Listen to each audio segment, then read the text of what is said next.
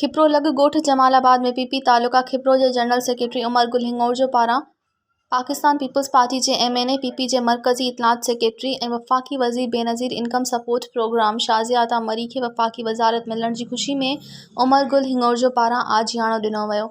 वफ़ाक़ी वज़ीर शाज़िया अता मरी खे जमालाबाद पहुचण ते गुलनि जी वर्खा ऐं आतिशबाज़ी करे शानदार इस्तक़बाल कयो वियो। उन मौक़े ते पीपी तालुका खिप्रो जे जनरल सेक्रेटरी उमर गुल हिंगोर जलसे में आयल माण्हुनि खे आजियाणो पेश कंदे चयो त शाज़िया अता मरी ग़रीबनि जी लीडर आहे। हिन चयो त शाज़िया अता मरी जे अचण खां पोइ खिप्रो ऐं सांगड़ में तरक़ियाती कम तमामु घणा थिया आहिनि।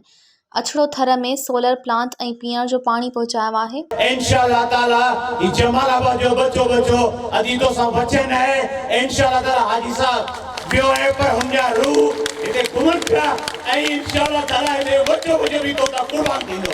ये बच्चो जिंदा हबीब बहु डी हुजे रात हुजे चाहे सांगड़ हुजे चाहे अचड़ो थर हुजे चाहे किथे हुजे जमालाबाद जा फर्द तो सा आधी रात हुजे असर हुजे इंशाअल्लाह ताला हाजी शमसीन जो वचन करे वे उनके पारींदा जेसे सिसी में सा है त शाज़िया मरी के भेड़ का चयो है इंशाअल्लाह ताला आखिरी दम साईं उन सा निभाईंदासी। उन मौके ते पीपी ज़िले सांगड़ जो सदर अली हसन हिंगोर वॾे वज़ीर सैयद मुराद अली शाह जी ख़ुसूसी मुआविन सैयद रियाज़ हुसैन शाह खरासानी पाकिस्तान पीपल्स पार्टी जो टेक फोल्डर माशूक चांडियो तकरीब खे ख़िताब कंदे चयो त जी सिंधड़ीअ खां खिप्रो रोड आहे जी खिपरे खां सांगड़ रोड आहे जी ॿिया अहिड़ा काफ़ी प्रोजेक्ट आहिनि जी उमर गुल ॻाल्हि कई त थर जी पाइपलाइन आहे जा अहिड़ा ॿिया वॾा प्रोजेक्ट आहिनि जिन जा अगरि नाला वठण ते अचां त काफ़ी टाइम लॻी वेंदो हुयो। सो उन्हनि लाइ बि असीं अदीअ खे तमामु घणो मुबारकबाद था ॾियूं ऐं अॻिते लाइ असीं उमेद था रखूं अदीअ मां त असां ज़िले सांगड़ लाइ वधि में वधि कोशिशि कंदी वधि में वधि तरक़ियाती कम खणी ईंदी ऐं हींअर बि अदी सां गाॾी में इहे नई ॻाल्हि जो डिस्कस पियो थियो त अदी महिरबानी करे असां लाइ हिकिड़ो को सांगड़ ज़िले लाइ को मेगा प्रोजेक्ट खणी अचो जेके असांजा थोरा कम रहियल आहिनि जंहिंमें लाइट ऐं रोडनि जा कम आहिनि त उन्हनि कमनि खे असीं पूरो करे छॾियूं अॻे इलेक्शन ताणी। उमर गुल हिंगोर जो साहब जॾहिं बि असांखे घुराईंदो हुयो त हीअ त तॾो सॼो असांजो पंहिंजो घरु आहे चाचा शमसुद्दीन जो हुनजूं कुर्बानियूं जेतिरियूं असां चऊं तो माण्हू गणे को तो सके ॻाए ज़रूरु सके थो। सांगड़ में जेको इनकलाब आयो आहे उहो इनकलाब तव्हांजे करे आयो आहे तव्हांजी महिनत जे करे आयो आहे तव्हांजी हिम्मत जे करे आयो आहे। जेकॾहिं हिन भेण खे हिम्मत मिली त हुन भाउ जे करे मिली जेको मुंहिंजे लाइ बीठो हूंदो हो ऐं मूंखे इहो सहारो ॾींदो हो त अदी तूं निकिती आहीं त असांजा सिर बि हाज़िर आहिनि ऐं हमेशह आउं पंहिंजे भाइरनि खे चवंदी हुअसि त तव्हांजा सिर न खपनि तव्हांजी हिम्मत खपे तव्हांजो सहारो खपे। का बि शइ नामुमकिन न आहे। असां जे करे अज़म कयूं इरादो कयूं त असां हर शइ हासिल करे सघूं था। उहे चवंदा आहिनि न मुद्दई लाख बुरा चाहे तो क्या होता है मुद्दई लाख बुरा चाहे तो क्या होता है वही होता है जो मंजूर खुदा होता है। ऐं ये तहां जे करे मुमकिन थियो अल्लाह जो असां ते करम थियो शहीद जुल्फ़िकार अली भुट्टे जे फ़लसफ़े के असां सांगड़ में मज़बूत कयो। जेको ॿिज शहीद भुट्टे ते लॻायो हुन खे असां मज़बूत वण जी शक्ल में उन इलेक्शन जे नतीजे में हासिल कयो।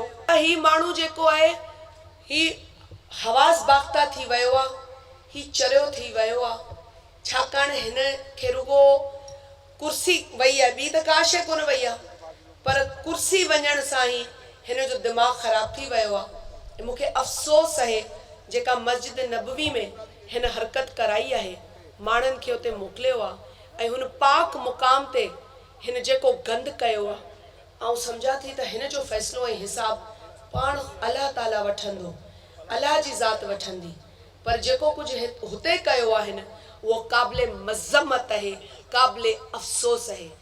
इमरान खान को ये पता नहीं है कि अगर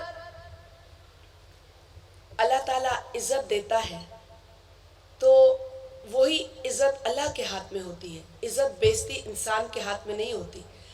अगर इज्जत का फैसला ये किसी ने बहुत अच्छा कहा कि अगर इंसान के हाथ में इज्जत देना या रोज़ी देना हो तो किसी की इज्जत ना हो और किसी के पेट में रोज़ी या रोटी ना हो, लेकिन ये फैसला और ये बात अल्लाह ने अपने पास रखी है, क्योंकि अल्लाह ताला सबके दिलों का हाल जानता है। इमरान खान को अल्लाह ने जिस कुर्सी पे बिठाया या वो जिस तरीके से उस कुर्सी पे बैठा, उस शख्स ने एक दिन भी किसी की इज्जत नहीं की। जंहिंजो मुखालिफ़ मज़ाक उड़ाईंदो हो ऐं मुखालिफ़ चवंदो हो त पीपल्स पार्टी हिते कॾहिं खटंदी कोन, असां अछड़े थर में अहिड़ा कारा कम कंदासीं त पीपल्स पार्टी कॾहिं खटंदी कोन, ऐं हुन अछड़े थर हिननि जे मुंहं ते जेका दांगी मली आहे उहा अॼु ताईं दांगी हिननि जे मुंहं ते आहे, उहा ख़तमु कोन थी थिए। असां कॾहिं बि मुखालिफ़ खे गारियूं ॾेई बेइज़्तो न कयो आहे, असां पंहिंजे कम सां बेइज़्तो कयो आहे।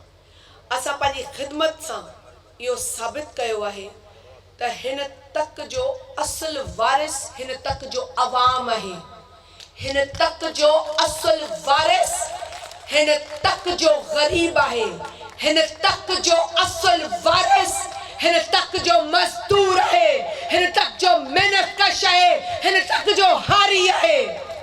उन मौके ते MPA उमरकोट सैयद अमीर अली शाह औरंगज़ेब मरी, हाजी इम्तियाज़ हसन दर्स, गुलाम अली हिंगोरजो, मोहम्मद वारिस दर्स, शाहीन कायमखानी, आमिर सुहेल राजपूत, राजेश कुमार हरसाणी, मोहम्मद वसीम कायमखानी समेत PP जा जियाला ऐं वर्कर वॾे अंग में मौजूदु हुआ। उन मौके ते पिंडाल खे ख़ूबसूरत लाइटनि सां सिंगारियो वियो हो। कैमरामैन फज़ल उमरानी सां गॾु हरेश, KBC अवामी न्यूज़ खिप्रो।